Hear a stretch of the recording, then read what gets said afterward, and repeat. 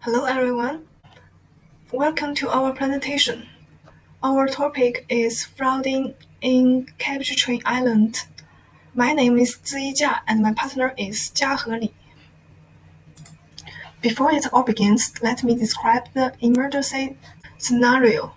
Between February and March 2022, the community of Cabbage Tree Island experienced a severe flooding disaster that caused havoc.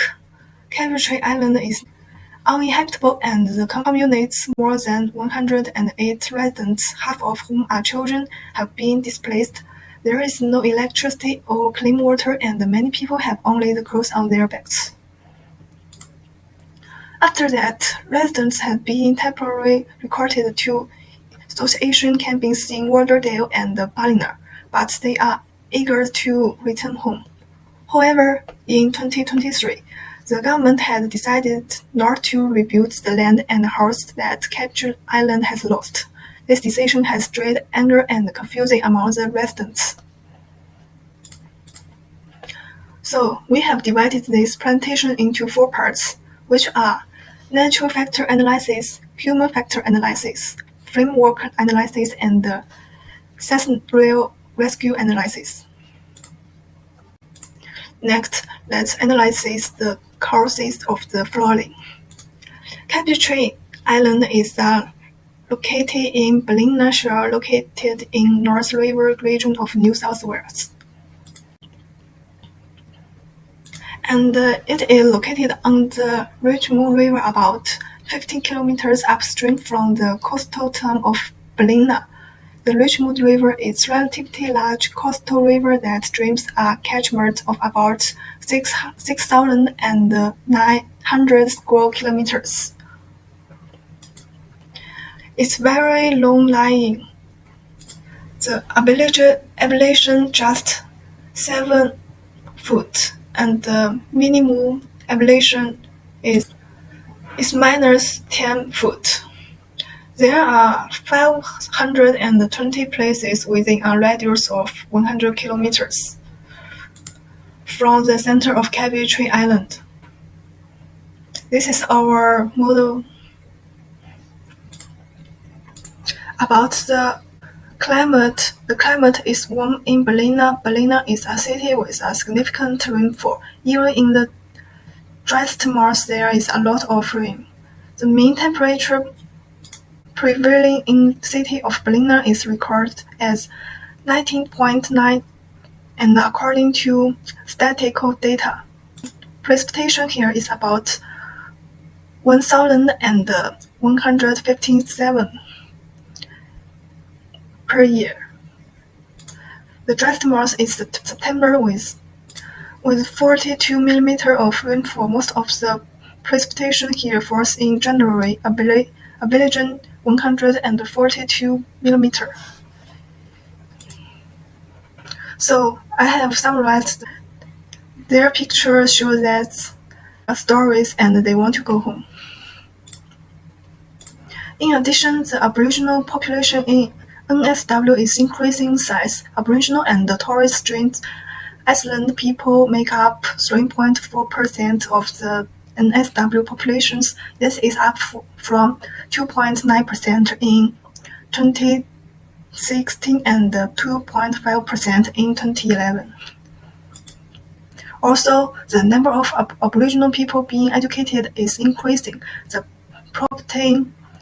completing grades 12 increased to 54.1% from the 13.6% in 2011. Last is there are possible causes of flooding. First, the lower elevations where water cannot drain easily. Second, located at the mouth of the river, it is susceptible to upstream influence of the river. The last one is higher precipitation, especially during the heavy precipitation. The water level of rain rises, which can easily lead to flooding. Despite the small size of the island, the Cabbage Tree Island is rich in biodiversity and has a wide range of flora and fauna to maintain a stable ecosystem. including the endangered flora and fauna. Belinda is home to national important population of koalas.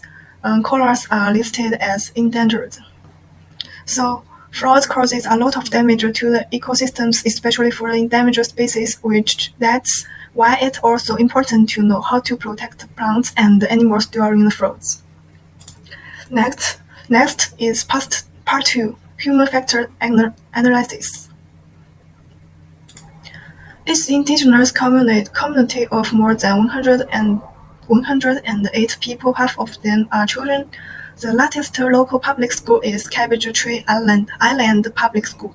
There are more than 40 students at Cabbage Tree Island Public School. On Cabbage Tree Island, most of the Aboriginal people belong to the Bundulan. The Bundulan are traditional owners of the land and are part of the oldest surviving continuous culture in the world. They have at least 6,000 years history. Aboriginal culture are important to the local Aboriginal community of cultural, historical, and spiritual reasons.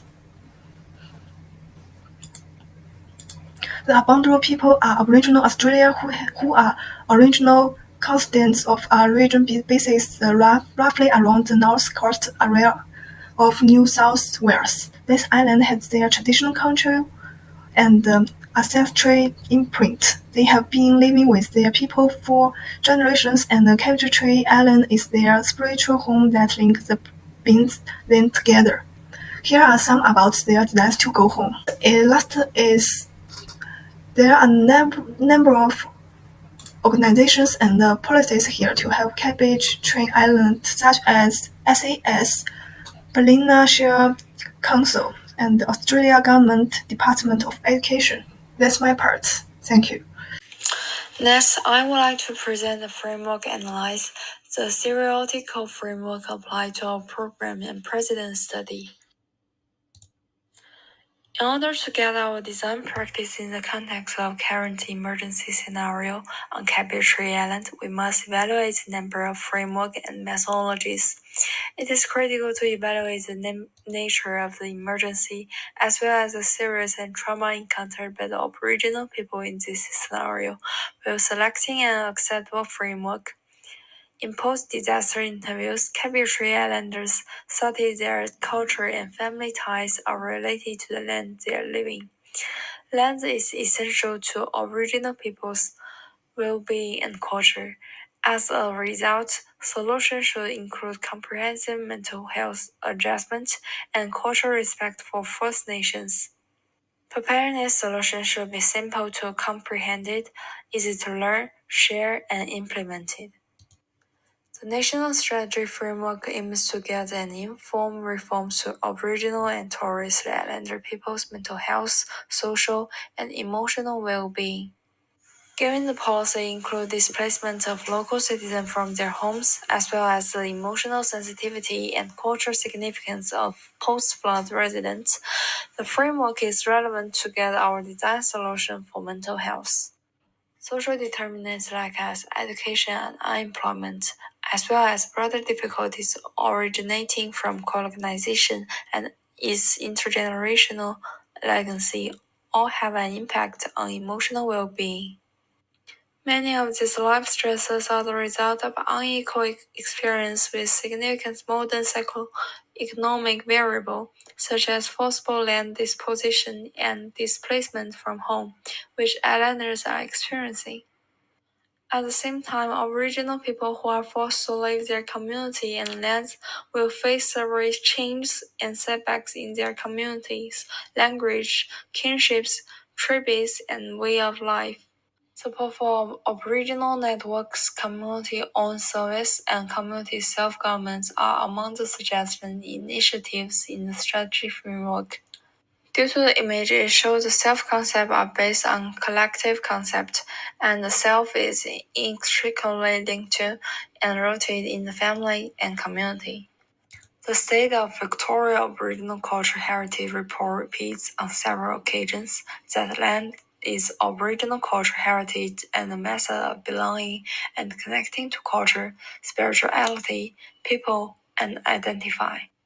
In today's context, the discussion paper process designing solutions that are sufficiently respectful of the group's right to care for their country and land, promote self-determination in the Migration Action Plan, increase council autonomy, recognize, protect, and preserve Aboriginal cultural heritage, increase Aboriginal participation, ensuring that Aboriginal people have a voice and participate in the decision-making process. The Aboriginal Cultural Standards Framework at the design of our response, enhancing the importance of understanding, communicating, and interacting efficiently with people from different cultural backgrounds, as well as respecting and valuing Aboriginal people's culture and traditional importance. The framework is intended to improve educational achievement for Aboriginal kids in school with a focus on students' cultural values.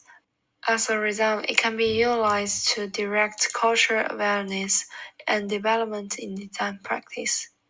The Aboriginal and Torres Islander mental health and well-being principles and practice, a report that presents an Aboriginal viewpoint on social and emotional well-being, is the ultimate and most significant framework to guide design practice. The report articulates the relationship between social and emotional well-being and mental health from an Aboriginal perspective, as well as detailed guidance on the needs of practitioners to be able to offer clients the opportunity to discuss whether issues of cultural loss, identify, and belonging are related to their current difficulties, as well as their personal work in this area. Practitioners must ensure that they understand the culturally relevant services that are accessible in the community. More direction and information for design practice will be found inside all of these frameworks and theoretical approaches. I looked for president where community have lived with water and land because the government's refusal to rebuild Cabbage Island was owing to the island's location on the Richmond River, which is prone to flooding. The Dutch city of Rotterdam is located in a river delta and is prone to flooding. The city is implemented a number of complicated and innovative programs to address challenges and other climate concerns. One of these is construction of Water Square, will serve as flood storage place during the wet season. This flood not only aids in flood prevention but also maximizes the use of the city public space.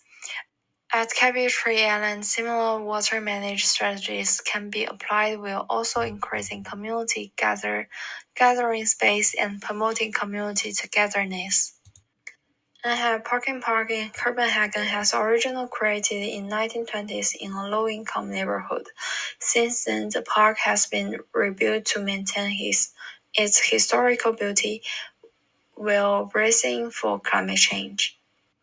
This innovative park keeps its original characters while enhancing water resource reuse, transforming a potential calamity into a sustainable resource. This precedent could be instructive for other cities such as Cabbage Island. Then I will move on to the scenario analysis post-disaster frustration for the people and their well-being. In the emergency scenario, Aboriginal people have been flooded, have been separated from their land and for almost a year, and will never be able to return. Also, during an emergency, people may enter the following issues. The first one, property damage, psychological issues, having to relocate to new locations, flooding again will construction their homes. Aboriginal community do not have the right to say something on their own land. Existing contingency plan including the following in the event of the aforementioned events. The first one, relocated of people. The second one will not rebuild damaged land. In response to the theoretical framework described above, Aboriginal people do not have a voice or participation in decision making. nor their perspective and needs recognized. The government spoke out strongly in the Aboriginal community, and on February 9, 2003, roughly 80 local communities of Cabbage Tree Island connecting the mainland to the island to protect the decision. They are our reference. Thank you for listening.